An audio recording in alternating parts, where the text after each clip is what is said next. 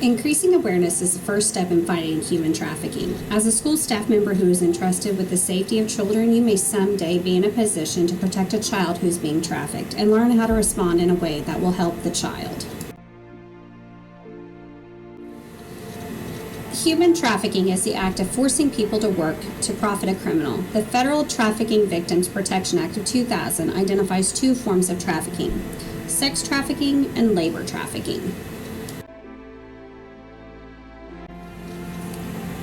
Sex trafficking involves the recruitment, harboring, provision, or obtaining of a person for the purpose of a commercial sex act in which a commercial sex act is induced by force, fraud, or coercion. Forced prostitution, child pornography, bride trafficking, massage parlors, exotic dancing. Labor trafficking is the recruitment, harboring, provision, or obtaining of a person for labor or services through the use of force, fraud, or coercion for the purpose of subjection to involuntary servitude, peonage, debt bondage, or slavery. Some forms of labor trafficking include being forced to work to pay off a debt, domestic servitude, agricultural labor, sweatshop factory labor, janitorial labor, traveling sales crews, and begging.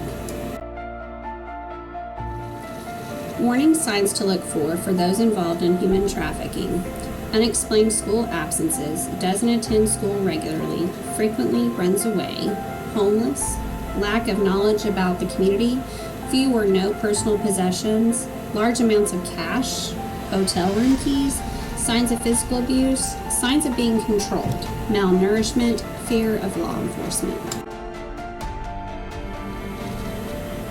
Identifying people being trafficked is a challenge. Many times they are traumatized and or threatened with harm toward family, friends, or themselves.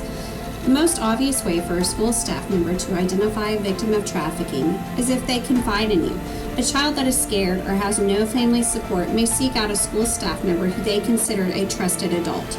Most children won't use the term human trafficking.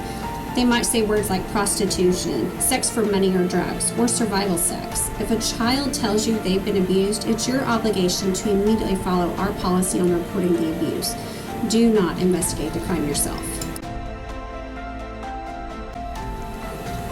If you have reasonable suspicion that a student is being trafficked, you must follow Union's policy regarding the mandated reporting of child abuse or crimes against children. If you become aware of a possible student victim, try not to show shock, judgment, or anger. Expressing anger or other emotions to the potential victim can be confusing to them. It is very important for you to show compassion and kindness to the student and to help the student understand they are not at fault. Attached, you will find a copy of Board Policy 5016 and the procedures for how to handle this particular situation. If you have any questions, please ask your principal, the Director of Safety and Security, or an administrator in the Human Resources Department.